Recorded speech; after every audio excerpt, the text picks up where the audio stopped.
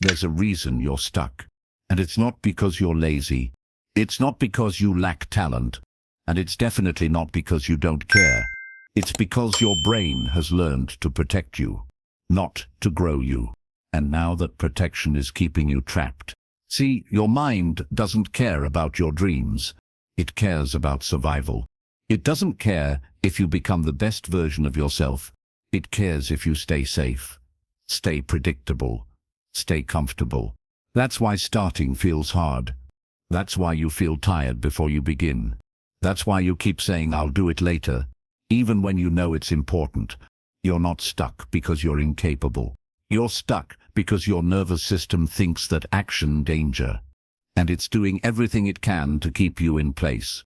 That means every time you try to move forward, your brain throws doubt, fear, and resistance in your path.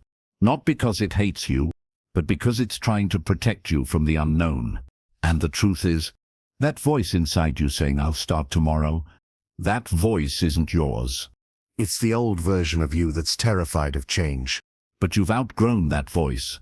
That voice no longer serves the life you want to build. You don't need more plans. You don't need a new calendar app. You don't need another productivity hack. You need to break the cycle of overthinking and underacting. Because every time you overthink, you pause. And every time you pause, you freeze. And every time you freeze, you reinforce the belief that you're stuck. But here's the truth. You are only one brave step away from momentum. And momentum changes everything. Think back to the last time you really took action. Even if it was small. Maybe you finally got up and worked out. Maybe you sent that email you were avoiding. Maybe you stayed disciplined for just one day. Didn't it feel like the fog started to lift? Didn't your shoulders relax a bit? Didn't you feel just a little more powerful? That's because action isn't just physical, it's emotional.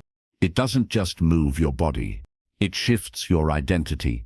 When you act, you tell your brain, "I'm no longer the person who waits. I'm no longer the person who hides. I'm no longer the person who puts everything off." And that message becomes your new story. But here's the hard part. The first few steps are going to feel heavy. They always do. You'll doubt yourself. You'll feel resistance. You'll want to quit before you begin. But you don't need to feel ready. You need to move anyway. Because that's how new patterns are built. That's how new mindsets are born. And once you start, you'll feel something you haven't felt in a long time. Power, not hype, not excitement, but real, grounded, focused power. The kind of power that doesn't shout. The kind that gets things done, even when nobody's watching. But let's talk about the hidden enemy that's been holding you back. It's not your habits. It's not your distractions. It's the story you keep telling yourself about who you are. You keep saying, "I'm not consistent. I always mess up. I can't focus. I don't have discipline." And your actions are simply following that story. But what if you started telling a new story? What if you said, "I'm someone who shows up. I'm someone who finishes. I'm someone who acts without needing to feel perfect." Because here's what most people don't realize. You don't become disciplined by reading about discipline. You become disciplined by acting like a disciplined person before you feel like one. You lead with behavior. You become what you repeatedly do. So yes, maybe you've been stuck. But that ends here. Not because everything will magically change overnight, but because you're about to take the smallest possible action today. You're going to move. You're going to do something. Anything. And that small move, that quiet decision, will be the first domino. You're not going to wait for motivation. You're going to show up without it. You're going to feel the resistance and move anyway. You're going to prove to yourself, in real time, that your feelings don't control your future. Your actions do. And every time you show up when it's hard, you rewire your brain. You shift your identity. You build trust with yourself. So here's what I want you to hold on to. You are not your past failures. You are not your missed deadlines. You are not your inconsistent days. You are the decision you make now. And right now, you're choosing to move forward. You're choosing to break the cycle. You're choosing to reclaim your focus. This is where the new version of you begins to form, not in the fantasy of a future goal, but in the reality of this moment. This chapter was about seeing the real reason you've been stuck. Now you've seen it. You've named it. And now you're ready to face it. Chapter 2. Destroying the mental traps that hold you back. The biggest battles you'll ever fight won't be in the outside world. They'll be in your head. Before you ever sit down to work. Before you ever hit record or publish. Before you ever show up in the gym, the studio, the office, or the stage. There's a voice. And that voice says, "Are you sure this is good enough? What if you mess up again? Maybe you should wait till tomorrow. What if they laugh at you?" That's not a warning. That's a trap. A silent, sneaky trap. One that's been running your life from the shadows. One that sounds like protection, but acts like poison. Let's bring that poison into the light. Let's talk about the 3 invisible traps that stop people from taking action, even when they know what to do. And more importantly, let's burn them down. Because the second you see them clearly, you start taking your power back. And the first one is perfectionism. It sounds noble. I just want to get it right. I just want it to be excellent. I want to do my best. But that's not what's happening. You're not aiming for excellence. You're avoiding embarrassment. You're not pushing for mastery. You're hiding from judgment. And every day, you chase the perfect moment. You delay your progress. Every time you say, "It's not ready yet," what you really mean is, "I'm scared it won't be perfect." But perfection is a lie. Nothing you make will ever be perfect. And it's not supposed to be. Your job is not to make it flawless. Your job is to make it real. Done is better than perfect. Posted is better than perfect. Progress is better than perfect. Because perfection isn't the goal. Growth is. And you don't grow by thinking. You grow by moving. Now let's go to the second trap, overthinking. This one is slick. It feels like planning. It feels like being responsible. It feels like you're doing something. But you're not. You're just circling the same thoughts, the same doubts, the same fears, over and over again. You're playing mental ping pong with your potential. You're running simulations instead of taking steps. Overthinking is just fear in disguise. It says, "Let me protect you from every possible mistake." But what it really does is protect you from ever starting. And you know what that costs? Time, momentum, self-belief, opportunities you'll never see again. Some people will overthink their way into a wasted life. But not you. Not anymore. Because here's the truth. You don't need to have all the answers. You just need to take the next step. Clarity doesn't come from thinking. Clarity comes from moving. So when your mind spins into what-ifs and maybes, you ground yourself in action. You don't need a perfect plan. You need a bold first move. Even if it's messy, even if it's awkward, even if it's small, because action shuts down the noise. It cuts through the fog. It brings your power back online. Now let's talk about the third trap, the one that holds more people back than they'll ever admit. The fear of what other people will think. This trap is deep. It's wired into your nervous system. It comes from school, from home, from culture, from being told, "Don't mess up, don't stand out, don't fail in public." So you learn to shrink. You learn to filter yourself. You learn to trade boldness for approval. You learn to stay silent even when your heart wants to scream. But here's the truth. You will never create something meaningful if you're always afraid of looking foolish.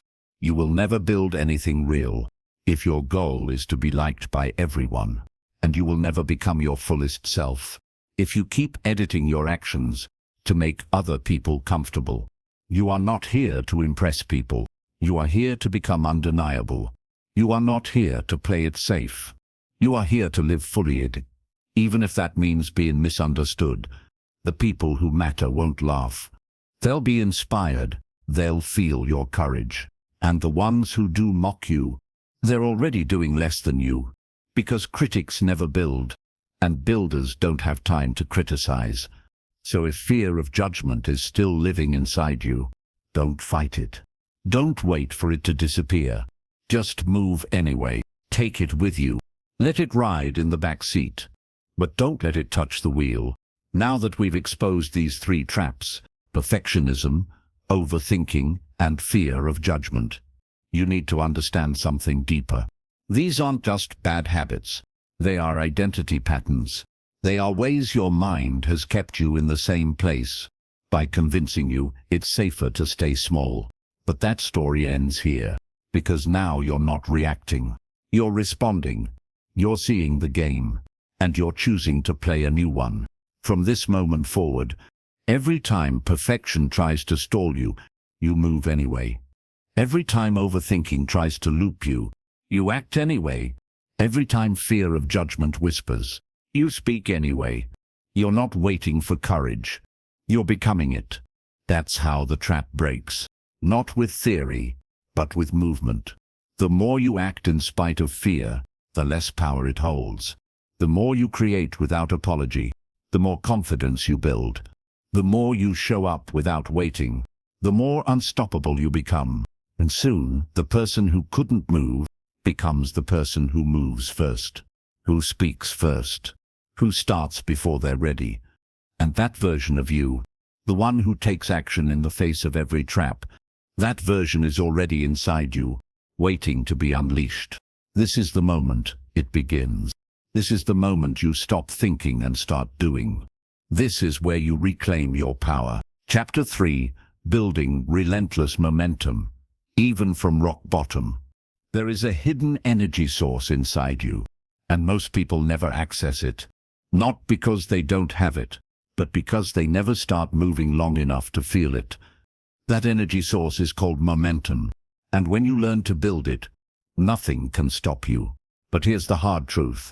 Most people try to create momentum from a place of comfort. They wait until they feel good, until the timing is right, until life gives them a little push. But you know what happens?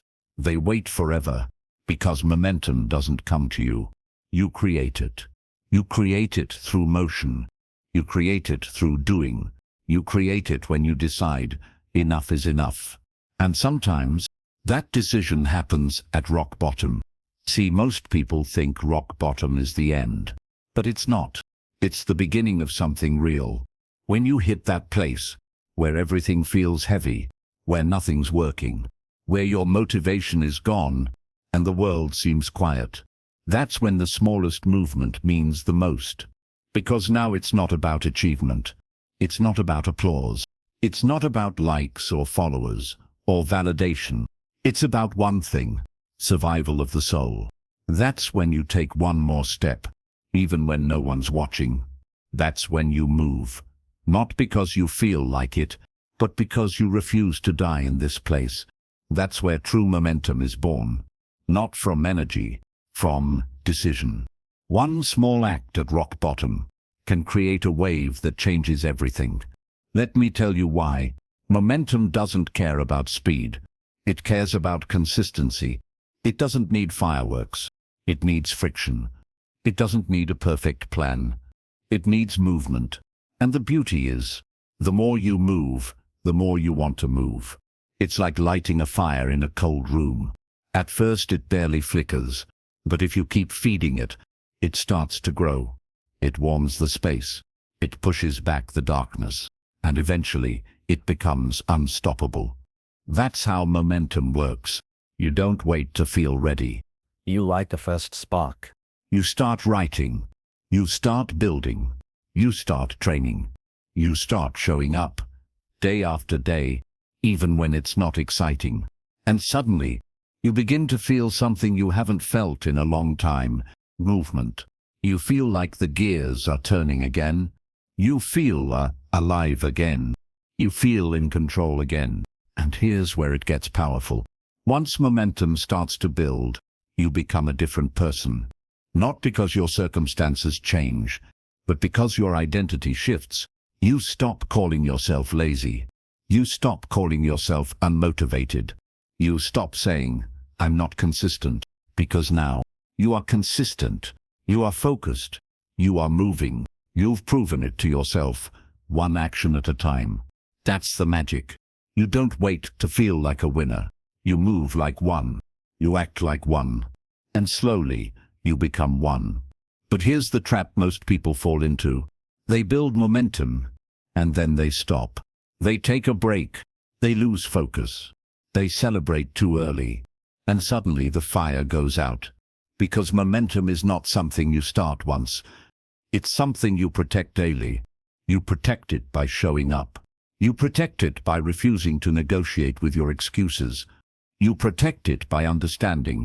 Today's effort matters more than yesterday's hype. You might have worked hard yesterday, but that doesn't buy you today. You might have been on fire last week, but that doesn't keep the fire burning this morning. Momentum is a living thing, and it must be fed. So how do you keep feeding it? By staying in motion, even if it's small, especially when it's small. Because big wins don't build momentum. Tiny wins do. You finish the script. You post the video. You make the call. You hit the gym. You check in with yourself. Those are the reps that keep the wheels turning. And before you know it, you're not just forcing yourself to take action. Action has become who you are. You are the person who moves, even when it's hard. You are the person who finishes, even when it's boring. You are the person who doesn't wait for a breakthrough. You create it. This is the power of relentless momentum. Not a sprint, not a burst, a lifestyle. The kind of lifestyle that rewires your identity, that reprograms your nervous system, that tells your mind, this is what we do now. And when that becomes your truth, you don't just take action, you become unstoppable. So here's what you remember. You don't need more motivation. You don't need more time. You don't need more clarity. You need one thing, to move. And when you move, you wake up the force that's been sleeping inside you. The force that says, I'm tired of watching. I'm done waiting. I'm here to do the work. This is how momentum begins. From stillness, to spark, to fire, to force. And once it starts, never let it stop. Chapter 4. Staying consistent when everything falls apart. Staying consistent when life is easy is not the real test. The real test comes when everything around you feels like it's falling apart. When plans fail. When people disappoint. When your energy crashes. When the pressure mounts so heavy you can feel it in your chest. This is where most people give up. They hit that wall and decide, this just isn't my time. They say things like, I'll start again when I feel better. I need a break. Or, life's just too much right now. But here's the truth. Your consistency means the most when it's the hardest to maintain. Because anyone can work when life feels good. Anyone can move forward when there's no resistance. But real transformation comes when you learn to move through the mess. And that takes force. Not brute strength, but emotional stability, inner strength, mental clarity. The kind of strength that says, even if everything else breaks, I won't. See, chaos is not the enemy. It's the test. It's the training ground for the person you're becoming. It's the resistance that builds your spiritual muscles. When your world feels shaky, that's when your routine becomes your anchor. That's when your habits become your protection. That's when your discipline becomes your identity. So what does that look like? It looks like writing your script when your heart feels numb. It looks like recording your voice when your mind is full of doubt. It looks like staying up just a little later to finish that task, when all you want is sleep. Because what you're building isn't just a project. You're building trust with yourself. And trust isn't built in perfect days. It's built in messy ones. It's built when you choose not to break your word to yourself, even when every part of you wants to. Let's be honest. You will have days when motivation dies, when your body feels like stone, when the only thing louder than your tiredness is your excuses. But those days are not the end of your story. They're the part of your story that make the comeback worth it. They're the part that separates the talkers from the doers. Because talkers wait for the storm to pass. Doers move in the rain. They know that pain is temporary. But quitting leaves a scar. And every time you keep going through pain, you teach yourself that you are not weak. You teach yourself that you can handle pressure. You remind your nervous system that you don't crumble. You rise. This is how you rewire your mind, not by avoiding the hard moments, but by meeting them with movement. And here's what most people don't understand. The more chaos you learn to move through, the less chaos controls you. You stop being reactive. You stop letting setbacks reset you. You stop letting emotions hijack your goals. You become steady. You become focused. You become dangerous, because nothing can pull you out of alignment anymore. This doesn't mean you never feel tired.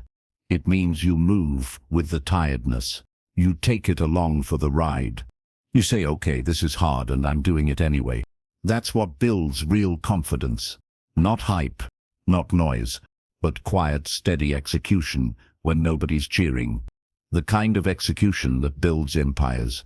And every time you show up in the hard times, you're stacking invisible wins. Wins that compound. Wins that reshape your identity. Wins that make the next storm easier to survive. You don't just hope for consistency anymore. You've become consistent because it's who you are. You show up because that's what you do. You don't need a mood.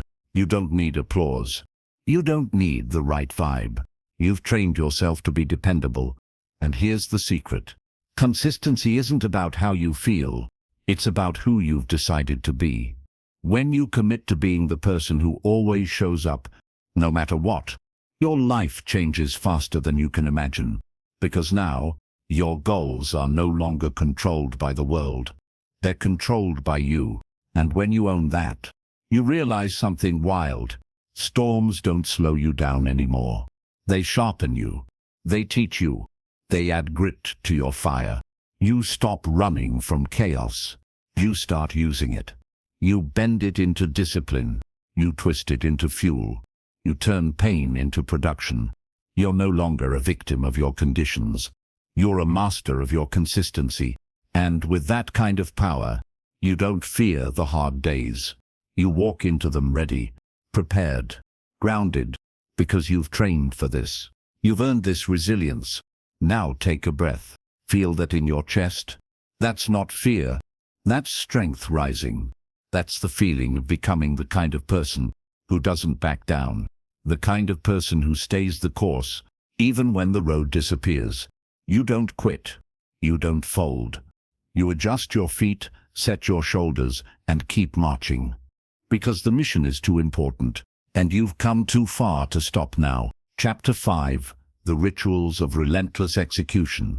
If you want to force yourself into action every single day, you need more than just a plan. You need rituals. Because rituals are stronger than motivation, stronger than energy, stronger than the ups and downs of life. Rituals create rhythm. And rhythm creates power. When your life has rhythm, action becomes automatic. You don't have to think about it.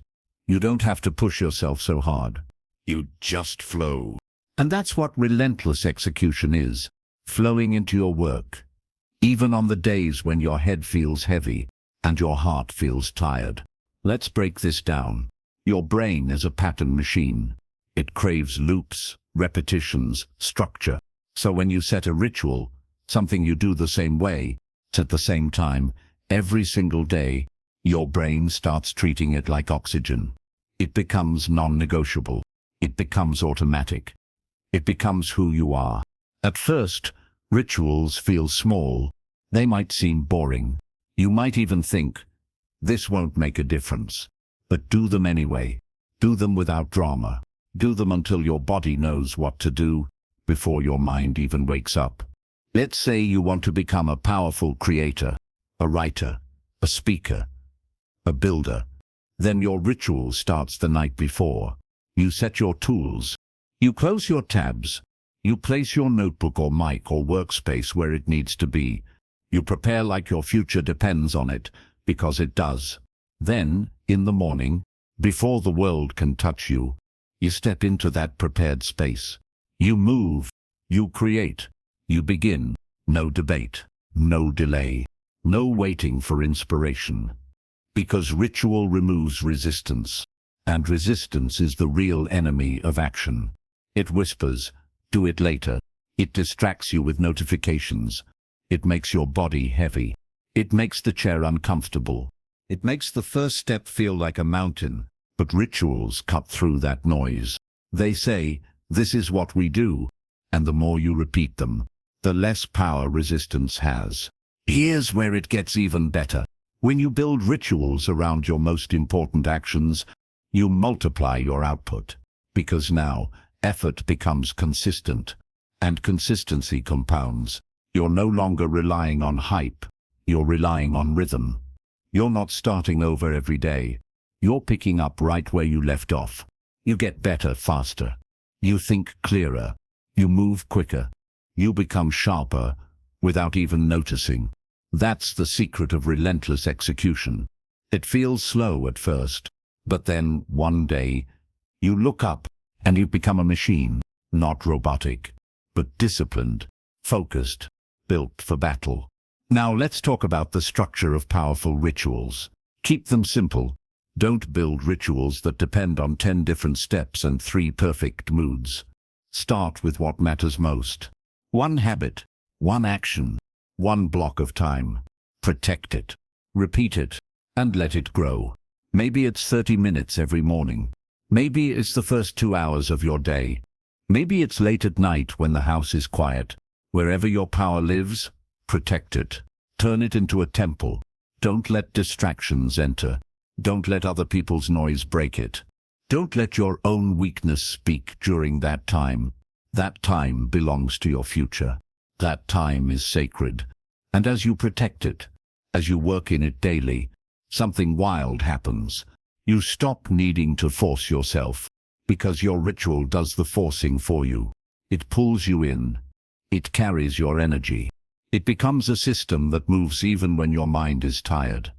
This is how high performers operate. They don't run on motivation. They run on ritual. They don't wait to feel inspired. They start, and inspiration catches up later. Because the ritual opens the door. The ritual sets the tone. The ritual creates the space for greatness to enter. And here's the real truth. The size of your success is often determined by the strength of your rituals. Weak rituals, weak action. Strong rituals, unstoppable motion. So now you ask yourself, what rituals are you building? Are they helping you move forward? Are they aligned with the person you're becoming? If not, it's time to change them. Not next month, not next year. Now, because every day you wait, you reinforce the wrong patterns. You let the old version of you stay alive.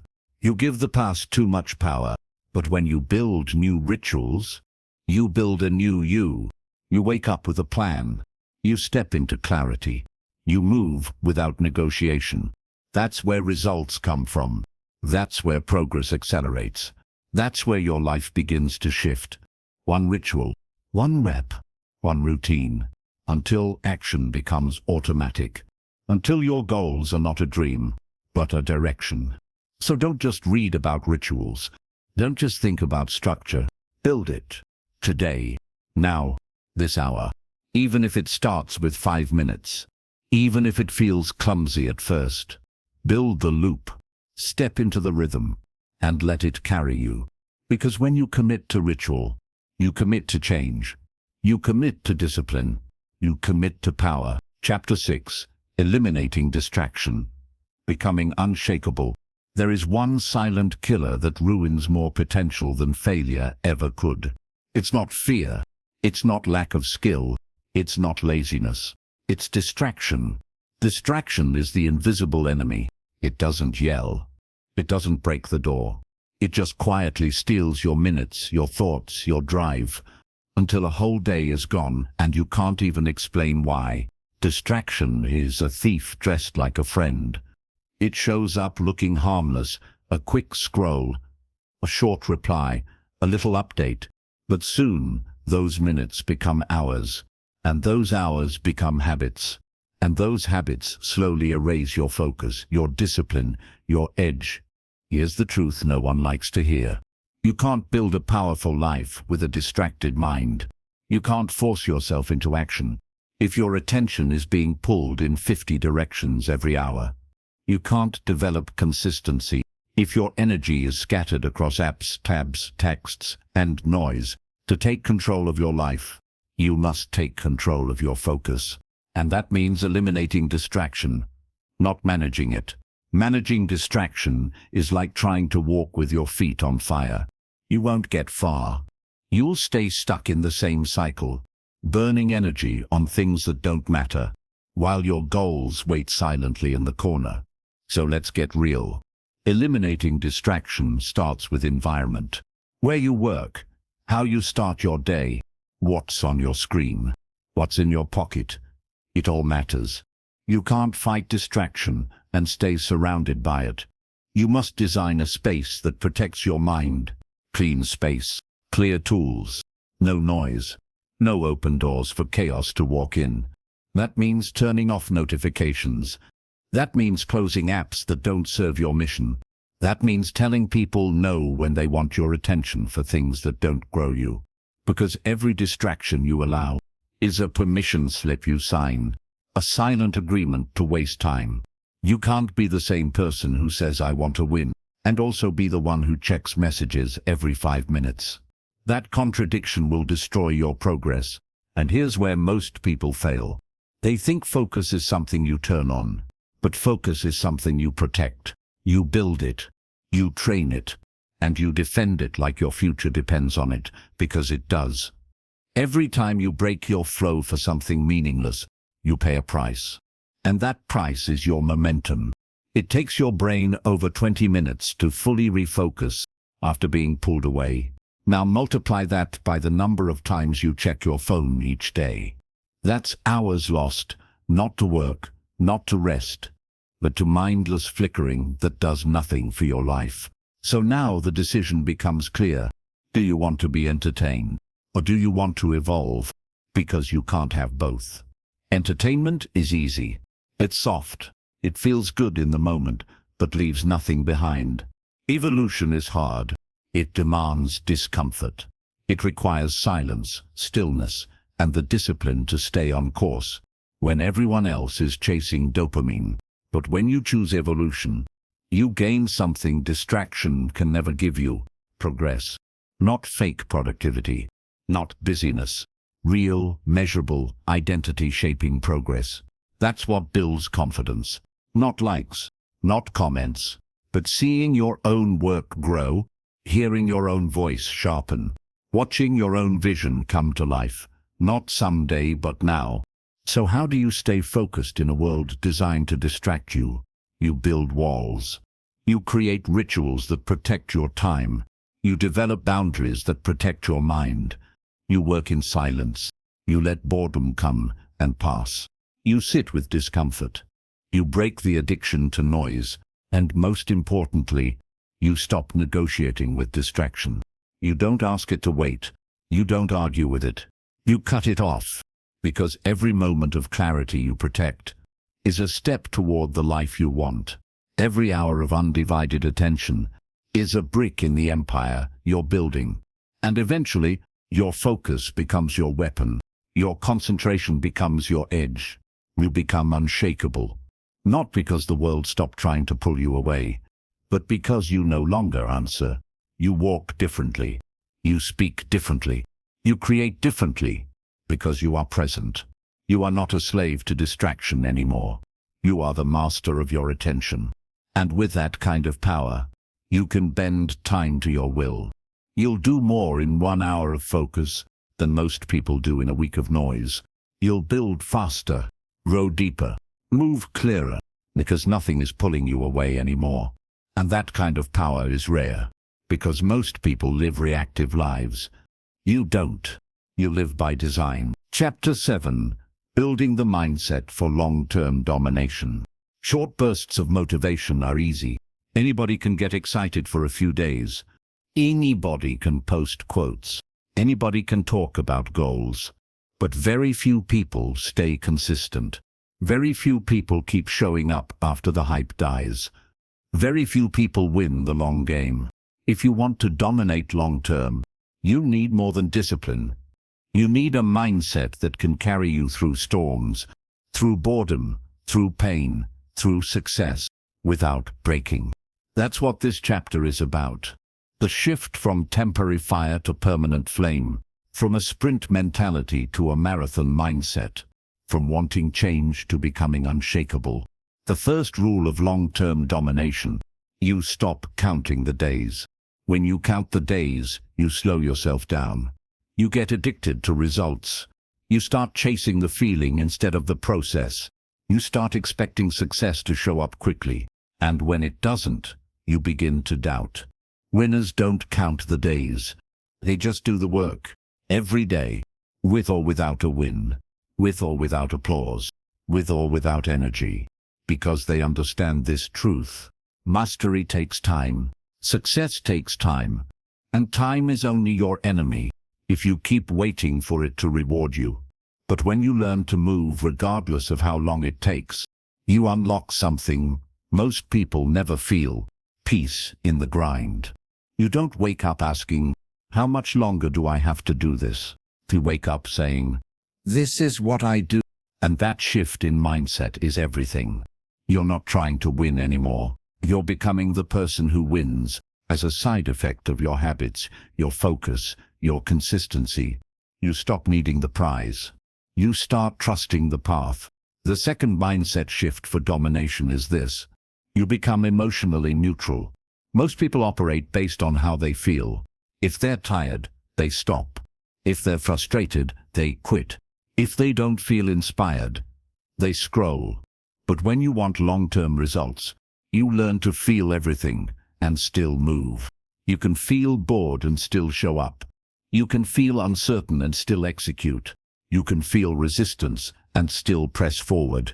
Because emotions are not the driver anymore. Your identity is. And that identity is built by repeating the right actions over and over and over, regardless of how you feel in the moment. This is what makes a person dangerous. Not their energy, not their talent, but their refusal to stop. They become immune to excuses, immune to noise, immune to burnout, because they don't live for the feeling, they live for the outcome. Let's go even deeper.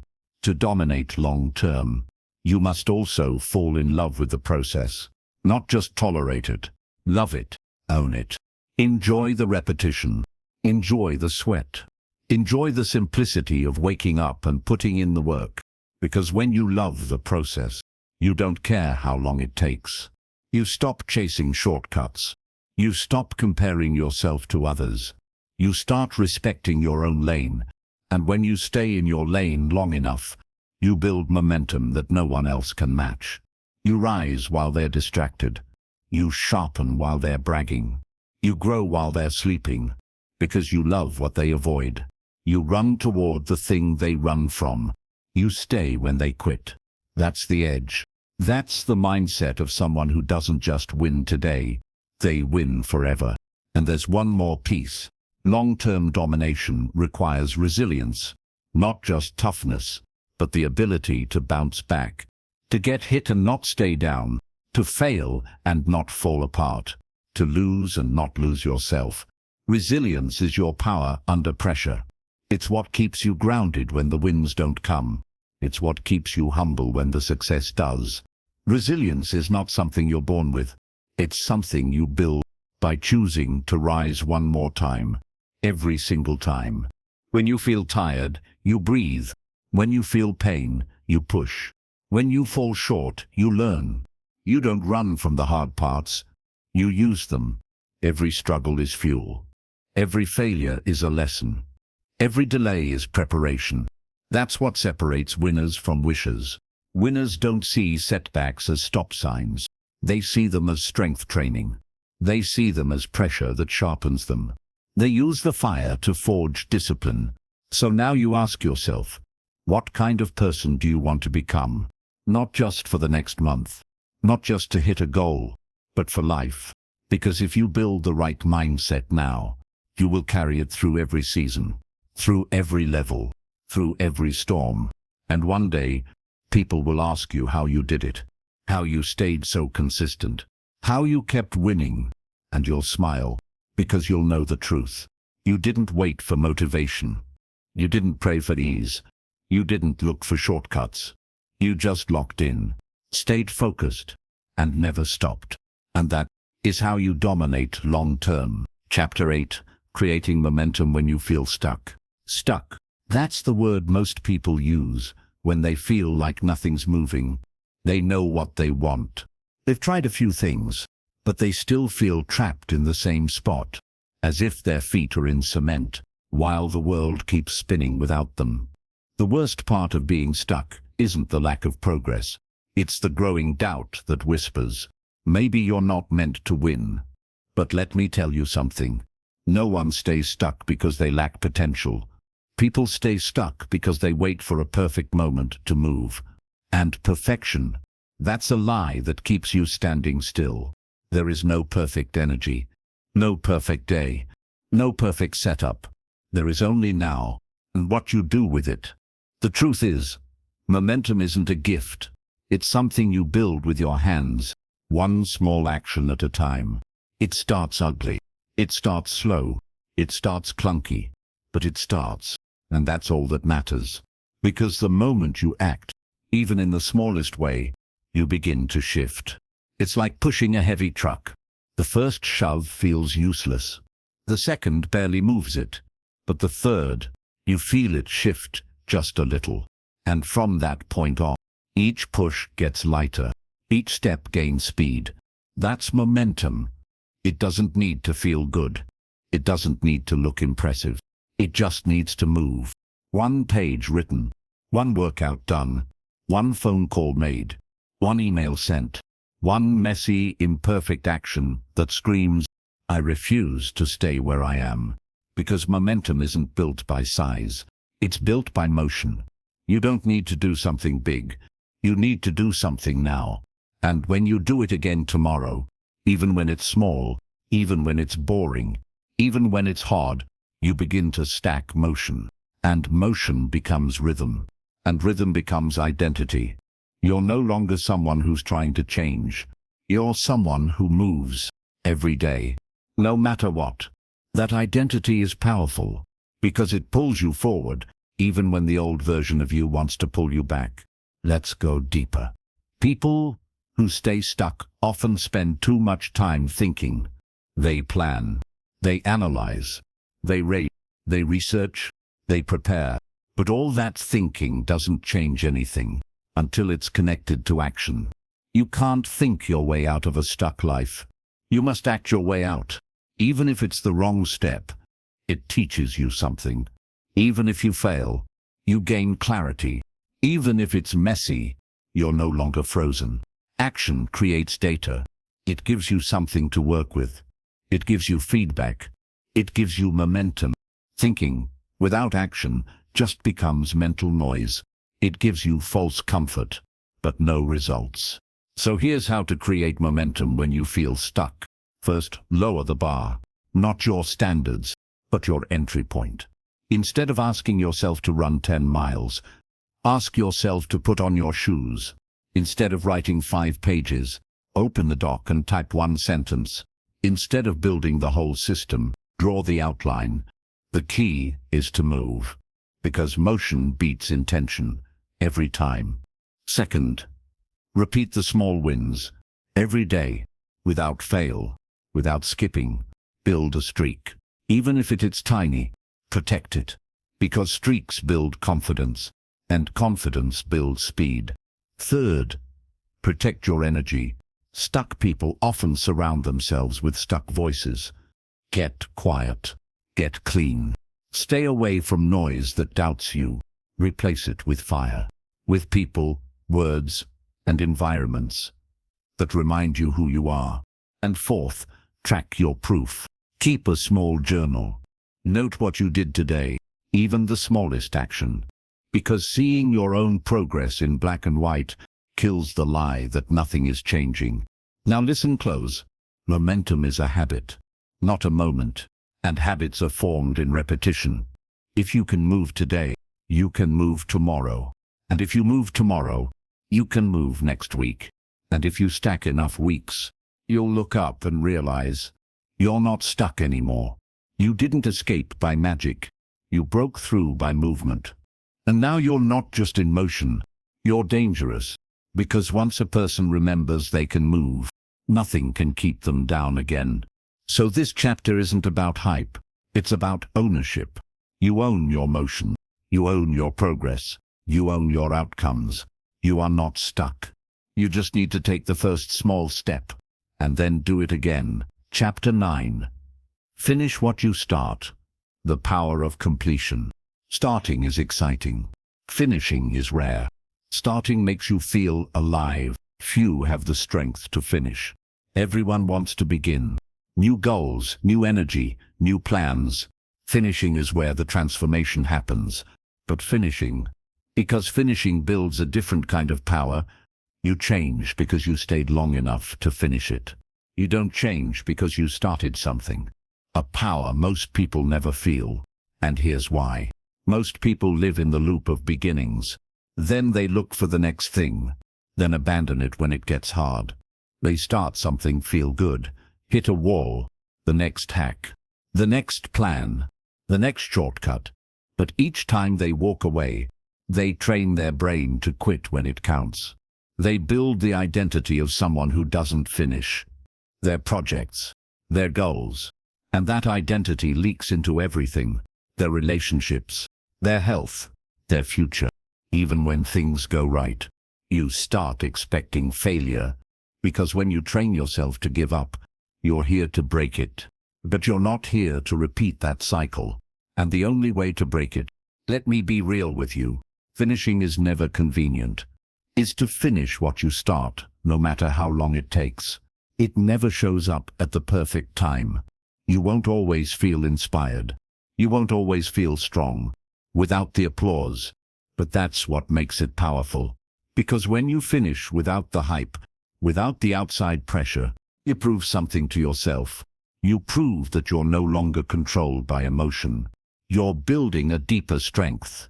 The strength of follow-through. You're no longer chasing instant results. You get confidence from completion. Finishing is what separates the almost successful from the unstoppable. You don't get confidence from starting, from doing what you said you'd do, from proving to yourself that you're reliable, from crossing the line, even when no one's watching. Now let's talk about what keeps people from finishing. It's not lack of time. It's the fear that the result won't be good enough. So they stall. It's not lack of resources. They tweak. They prepare. They delay. But perfection is the enemy of progress. You don't have to finish perfectly. You just have to finish. Because a finished project, even a messy one, you can improve something that's done, has more value than an unfinished masterpiece. You can learn from it. You can ship it, share it, sell it, scale it. But if it's never finished, it never serves you. So here's the mindset shift. Done is better than waiting. Complete is stronger than perfect. Finish your rep. Finish the week. And crossing the line matters more than how clean it looks. Finish the chapter. Finish the task. It's not about speed, it's about identity. Are you someone who follows through? You decide that. Or someone who just starts strong? Let's go deeper. With every action, every day, finishing builds internal momentum. You free up mental space. Every time you close a loop, unfinished things drain you. You gain energy. You remove guilt. They weigh on your mind. They whisper in your head. You're behind. You failed. You forgot. No matter how small. You shut that voice down. But when you finish something, you say, I'm the kind of person who gets it done. And that voice, the one that believed in you, you don't wait to feel ready, gets louder. This is how you build a finish-first life. You start, you stumble, you adjust, and you finish. And as that identity grows, then you do it again, because nothing breaks a finisher. Delays don't stop you. You become unstoppable. Doubt doesn't stop you, because your habit is to complete. Obstacles don't stop you. You build that muscle like anything else. With repetition, start small, close the loops, build the trust, finish what's on your list.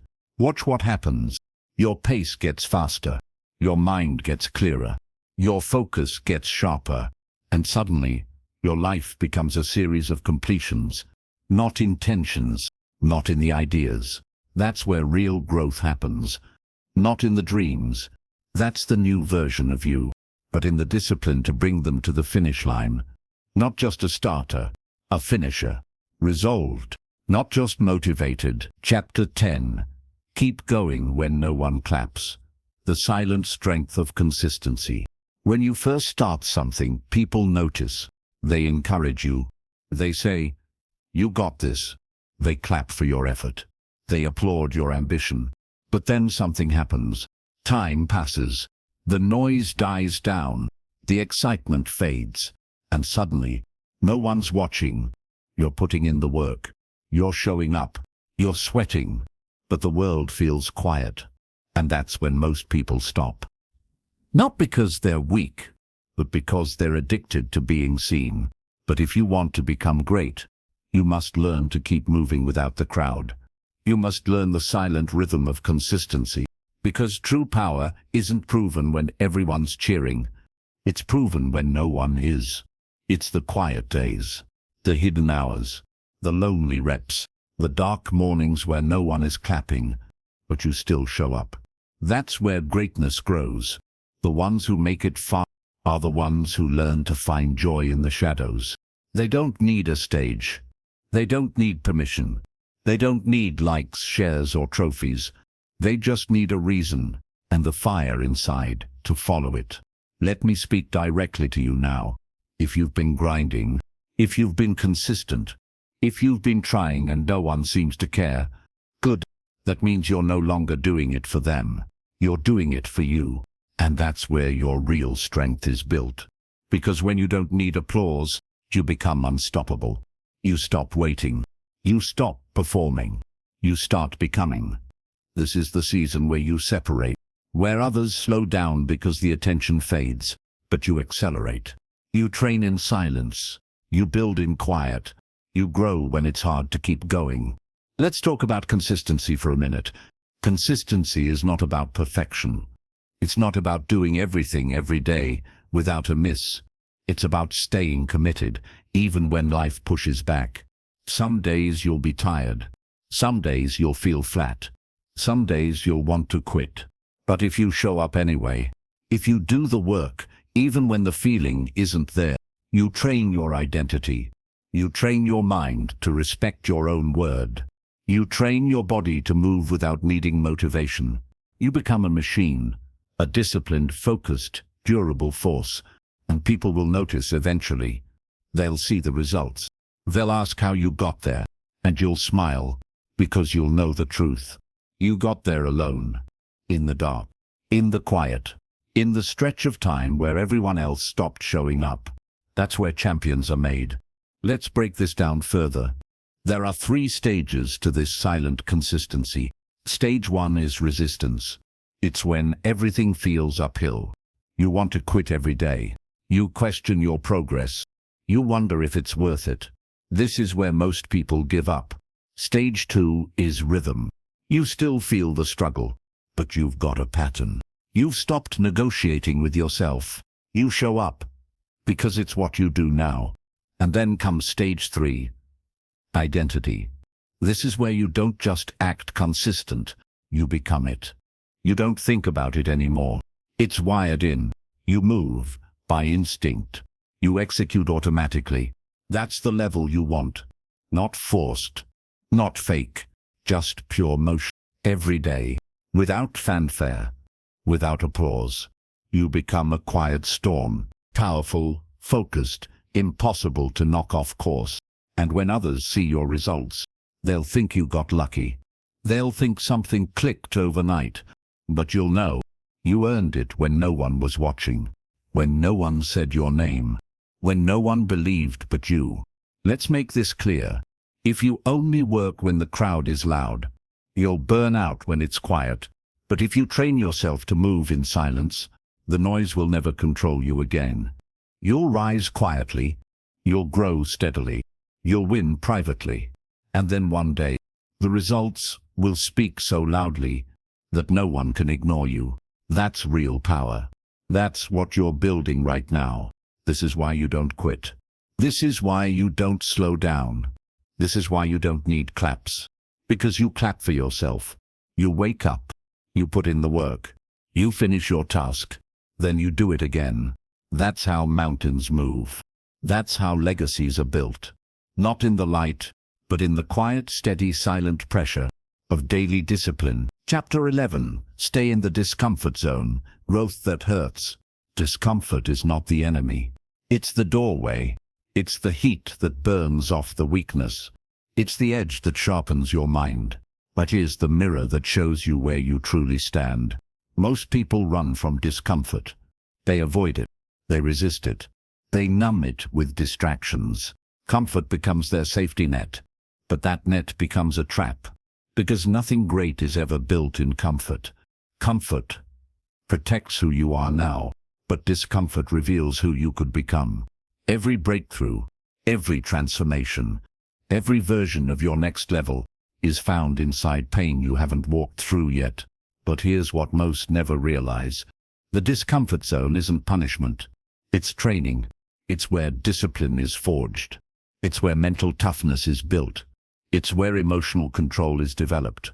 And it's where real confidence is born. You don't get strong by staying safe. You get strong by leaning into the stretch. And that stretch, it hurts, but it heals. It's the rep that burns, the hour that drains, the silence that stings, the work that no one sees. But you do it anyway. Why? Because every time you stay in discomfort, you prove to yourself that you are bigger than your feelings. Your emotions may scream, stop. Your body may beg, take it easy. Your mind may whisper, maybe tomorrow. But you override them, not with force, with decision. You stay. You breathe. You grind. You sweat. You rise. That moment, when everything in you says leave, and you stay anyway, that's the exact second you grow. That's the moment where your old self begins to die, and your new self starts to take over. Let's be clear. Discomfort is not chaos. Discomfort is not trauma. It's controlled pressure. It's chosen resistance. It's the gym for your soul. You go there to break limits. You go there to find your edge. You go there to remind yourself that you're not soft. You're becoming sharp. But it's hard. No doubt. You'll be tempted to go back, to rest, to make excuses, to tell yourself, maybe I've done enough. But you haven't.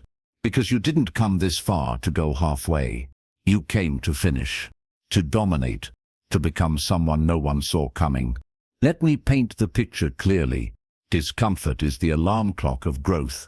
It tells you, hey, something big is happening here. You're lifting more than before. You're waking up earlier. You're speaking with courage. You're leading with pressure. You're pushing past the version of you that used to say no. That's the life you want. The one just past the pain. And the truth is, it's not about the pain itself. It's about who you become on the other side of it. Because pain passes, but power stays. You don't remember the days you coasted. You remember the days you bled for it. You remember the fight, the stretch, the sacrifice. Because those are the days that shaped you. So let's flip the mindset.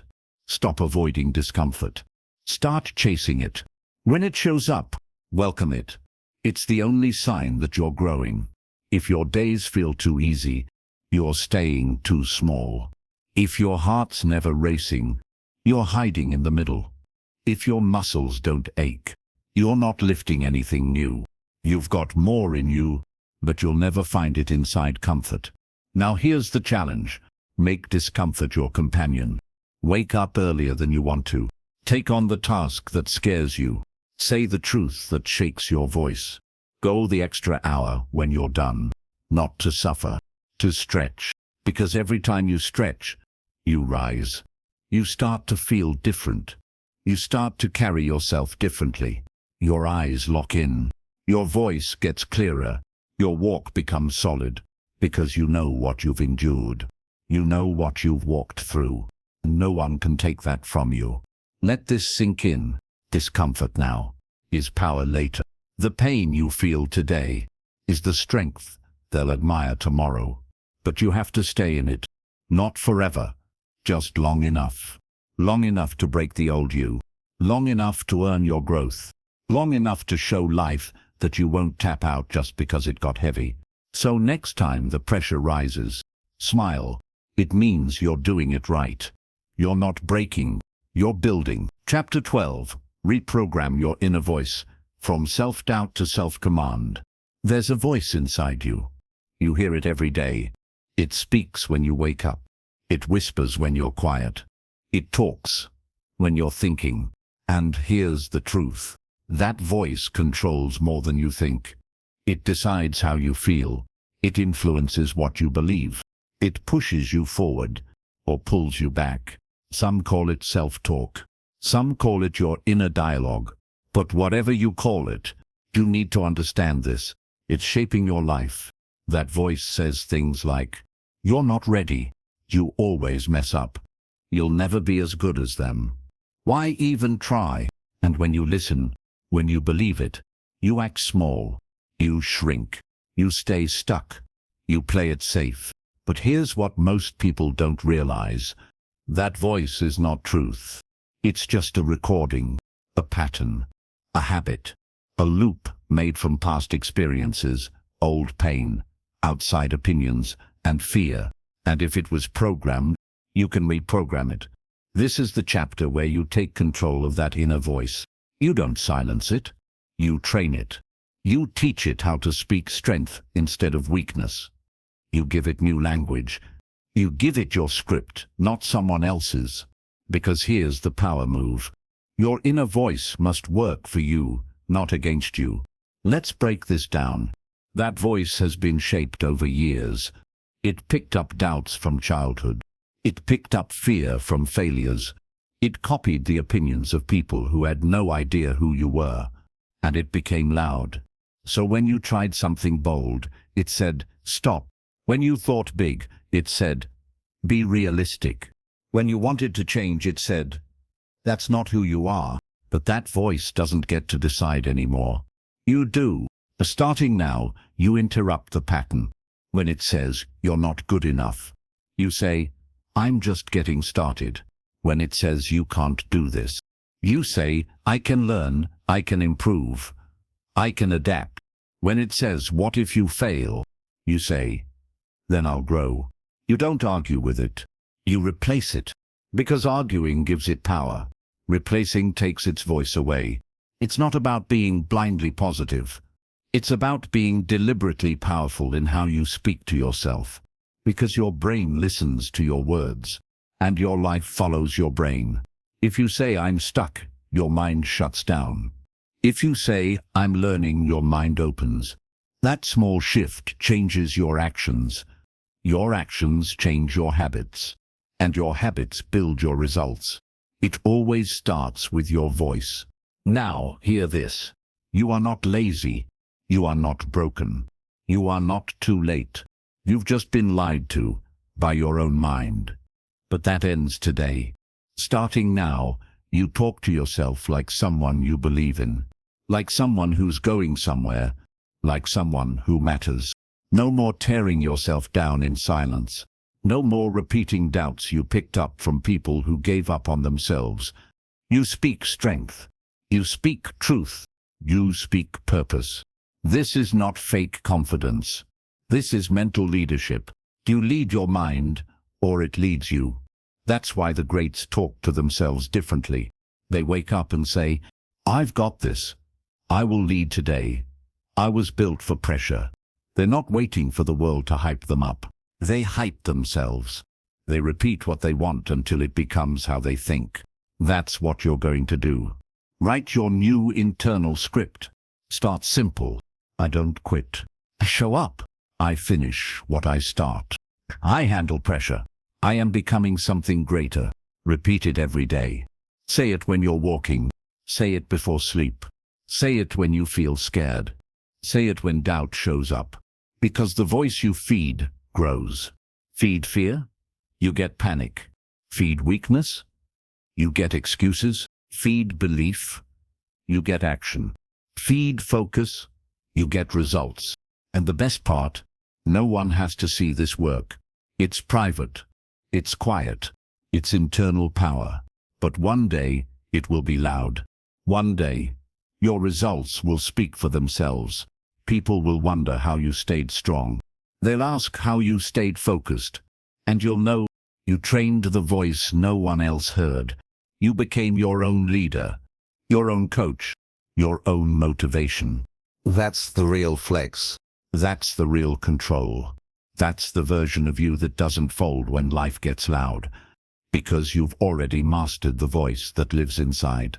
Chapter 13. Massive Action Mode, How to Turn Thought into Movement. You've trained your mind. You've silenced the noise. You've reprogrammed the voice inside. Now comes the most important part of all. Action. Massive, focused, relentless, daily, real.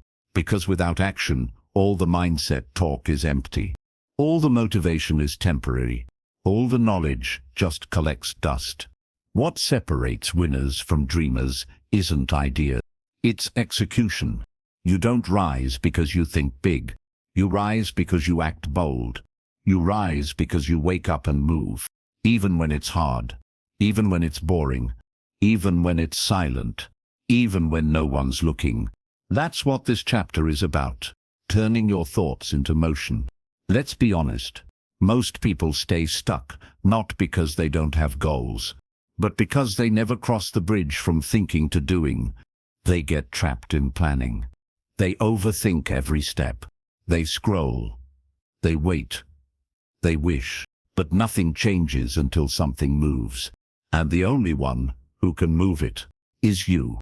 So how do you activate massive action mode? Let's simplify this. Step 1. Shrink the starting line.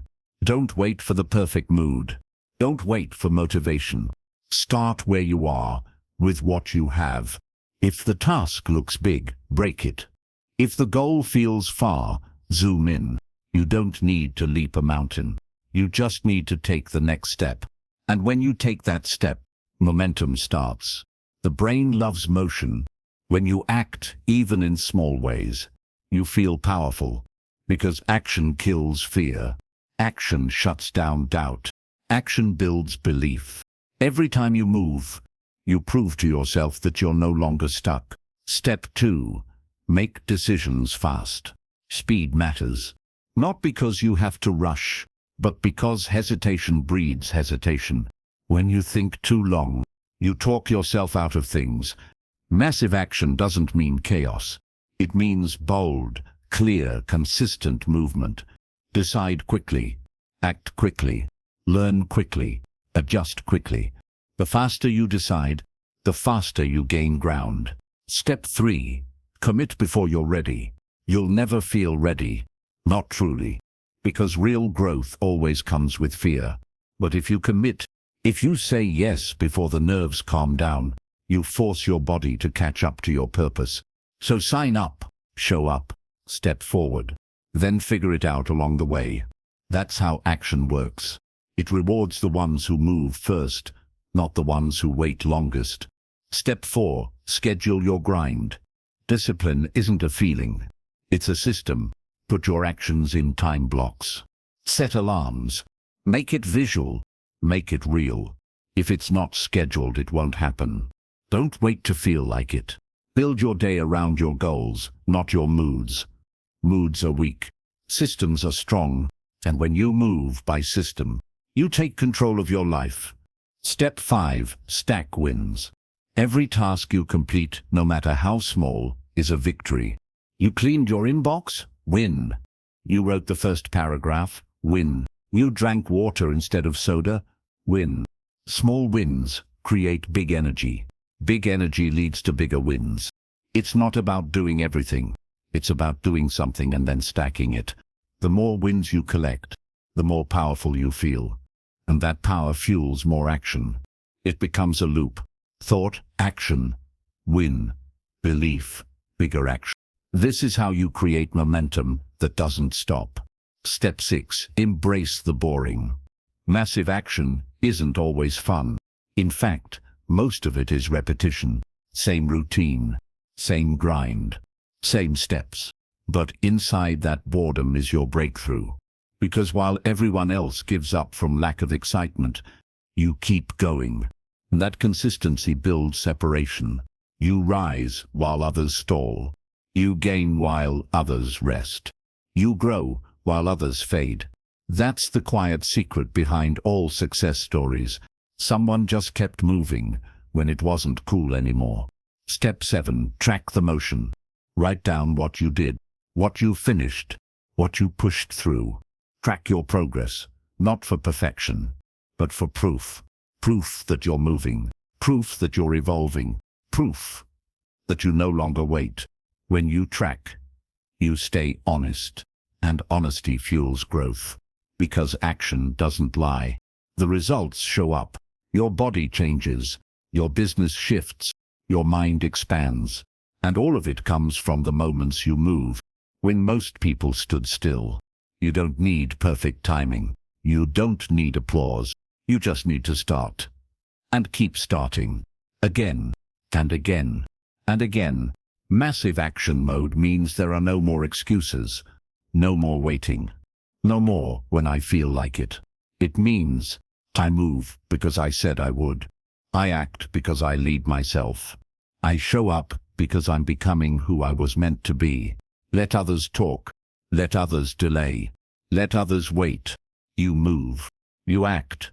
You build. Chapter 14. Stay unshakable. How to lead yourself through chaos. The storms will come. Not maybe. Not someday. They will. Life has a way of testing you. When you're finally moving forward, it throws a wall. When your energy is high, it sends resistance. When you've just found your rhythm, it shakes the ground. But here's the truth. The storm is not the enemy. The chaos is not your destruction. It's your training ground. Because how you respond in chaos determines who you really are. Anyone can feel strong when life is easy. Anyone can stay on track when everything goes their way. But growth happens when it doesn't.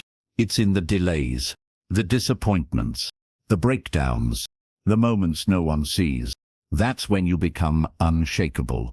Not because you avoid pain, but because you learn to move through it.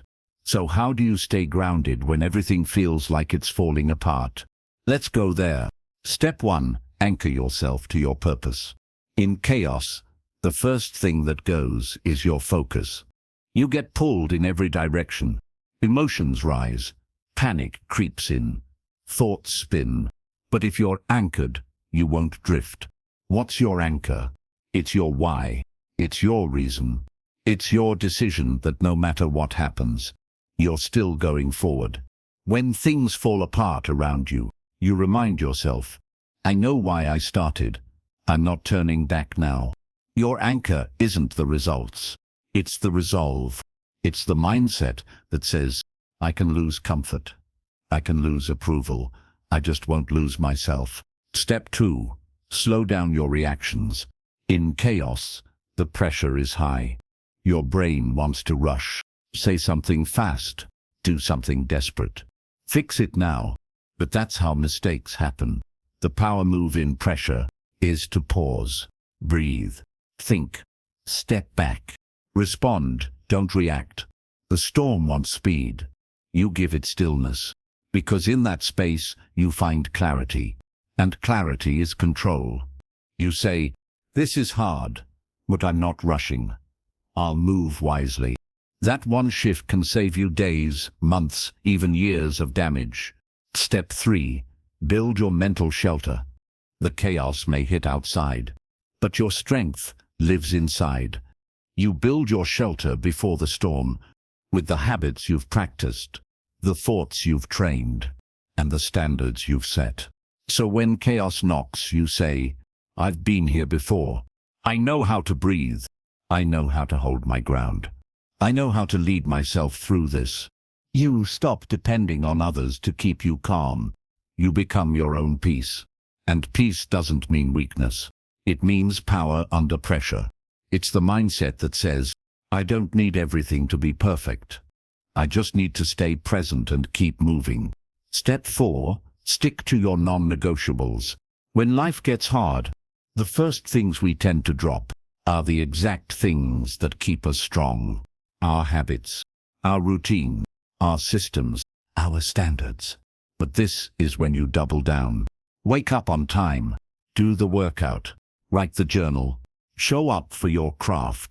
These are your anchors. These are your stabilizers. And no matter how wild things get, you protect them. Because when everything outside feels shaky, your daily standards become your foundation. You say, no matter what happens, I still do what I said I'd do, because I'm not a slave to the chaos. I'm a builder in the storm. Step 5, stop expecting it to be easy.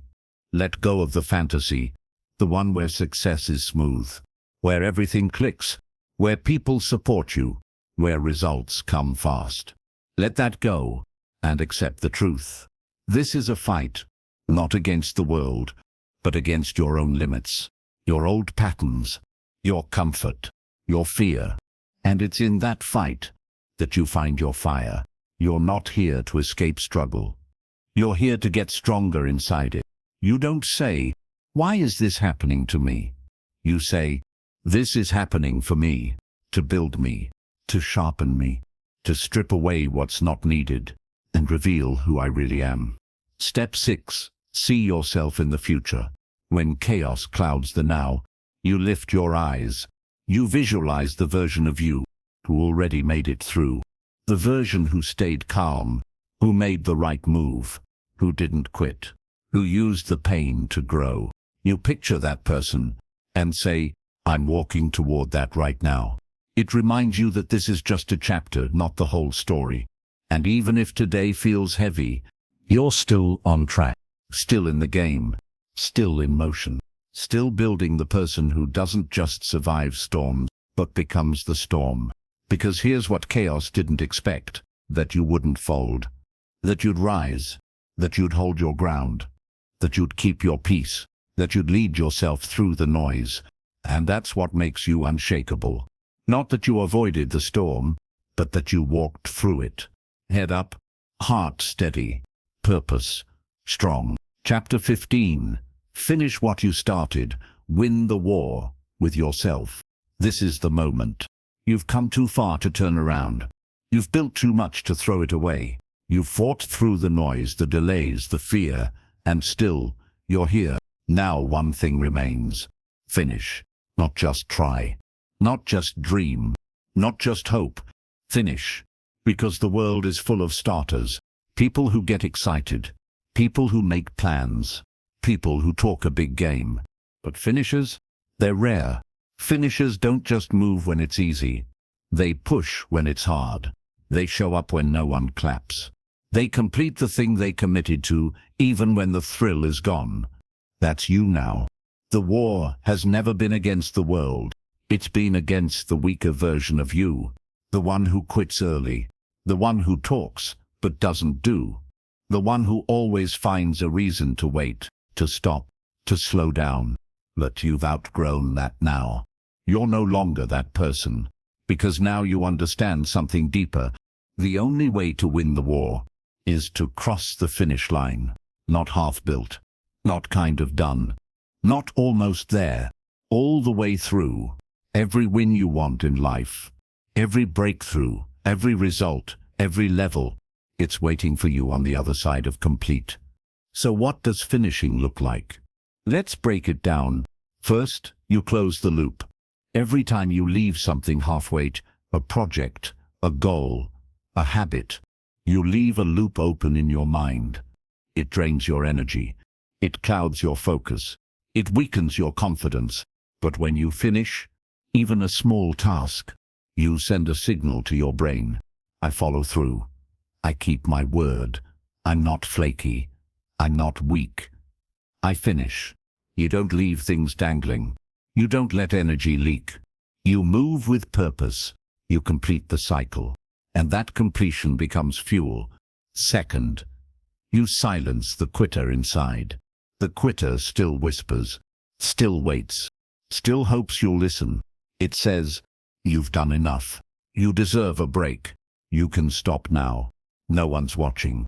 This won't even matter." But you know better. You know that quitting isn't about this one task. It's about what kind of person you're becoming. Every time you silence that quitter, every time you keep going anyway, you grow louder than the noise. You take back control. And with every finished goal, the quitter inside gets weaker, and the leader inside gets stronger. Third, you protect your legacy. People are watching, even when they don't say it. Even when you think you're alone, someone is watching how you move, how you handle pressure, how you deal with boredom, how you finish what you start. And more than that, you're watching yourself.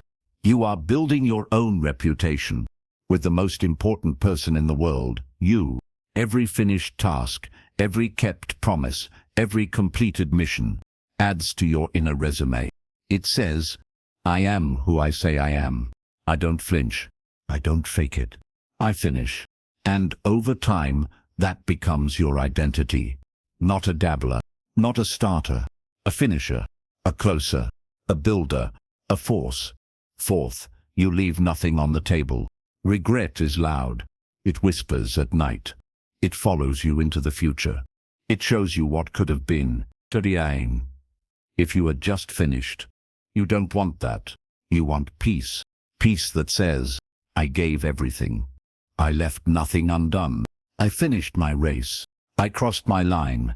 That peace is earned by doing the hard work, by sticking with the process, by refusing to stop early.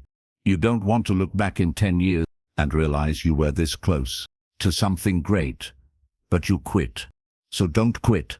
Keep going until the page is full, until the mission is complete, until your name means something to you. Fifth, you plant the next seed. Finishing isn't the end. It's the beginning of the next chapter. Every finished goal is a platform, a foundation, a signal that you're ready for more. You don't stop growing. You don't rest in one win. You finish strong, and then ask, "What's next?" You become addicted not just to progress, but to completion. And now, you're that person. The one who finishes what others abandon. The one who keeps moving when others stall. The one who always crosses the line. Let the world talk. Let others quit. Let others blame. Let others delay. You finish. And as you do, you win the only war that ever mattered, the war with yourself. This is how change becomes permanent. This is how transformation becomes identity. This is how movement becomes a new way of life. From this day on, you're no longer trying to take action. You are action. You are discipline. You are execution. You are follow-through. You are the finisher. You don't just talk about greatness. You close the gap. You complete the mission. That's what makes you different. That's what makes you unstoppable. And now, your journey into action is just beginning.